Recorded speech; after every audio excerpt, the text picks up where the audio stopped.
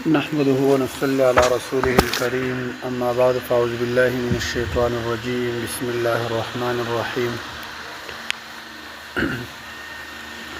وإذ قال موسى لقومه يا قوم إنكم ظلمتم أنفسكم باتخاذكم العجل فتوبوا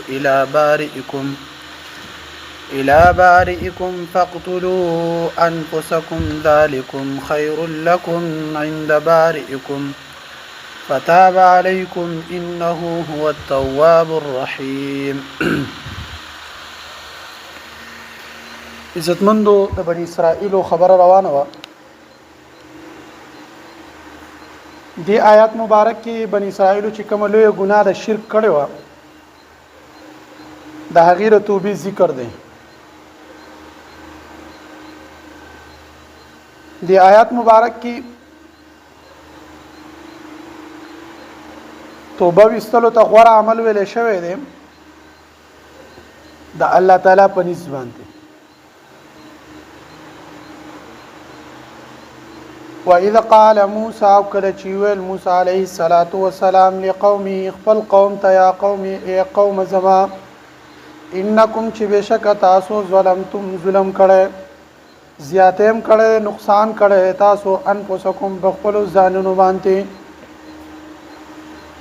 د سزیاتم کړه باتخاذکم العجل پنیولو تاسو سقلره په عبادت سره فتوبوا بس تاسو توبه وباسئ الى بارئکم رب خپلتا فقتلوا او قتل کئ انفسکم ځانون خپل فقتلوا قتل کئ انفسکم دا بازی خلق ستاسو ذالکم دغه خیر غردی لکم ستاسو د فارع عند بارئکم پنځ درب ستاسو فتابا بس قبولتیار توبه وشوا قبولتیار توبه وشي علیکم پتا سبانتی انه چې بشکل الله تعالی هو التواب الرحیم توبه قبل ان کې او رحم کون کې دلتی دا یو خبره په دې آیات کې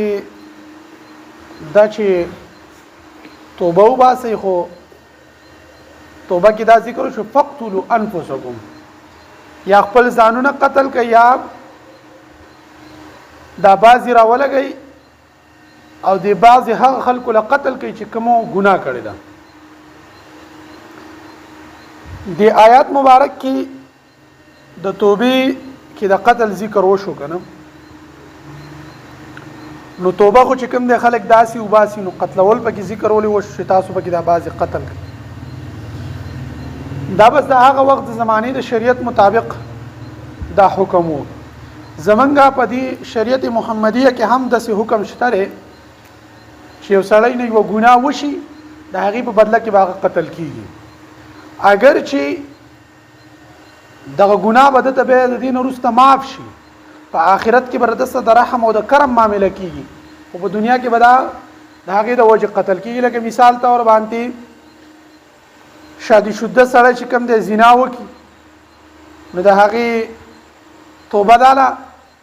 چې دا به رجم کې او رجم کول دي ته وای چې په کانو به ولی تر دې پورې چې دنه سا وخیږي. یو سړی راوله کې بل سړی په ناحق سره قتل کو نو د دغه سزا چې کوم دی په زمونږ شریعت محمدیه کې سزا داله چې دا وردی په بدله کې پانسی کړی شي. نو د سیدلتم چې کوم دی دا ګناه کړی و نو د دغه ګناه د وجې دغه چې کوم دی د قتل لا سزا واورول شو نور چې دغه خلق قتل کړي شو د سزا د وجې نو د دې توبه داسې توبه قبول شو چې الله رب العزت به ور سره په آخرت کې به د رحم او د کرم معامله کوي. نو دلته د قتلولونه د وجلونه مراد چې کوم دی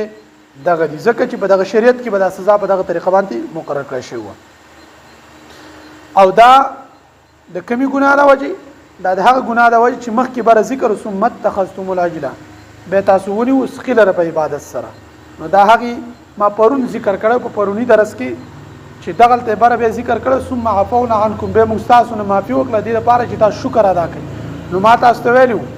چې ګوره دا د ګناه نه ده چې بس الله رب العزت په درگذر وکړو او استه وته معاف کړنه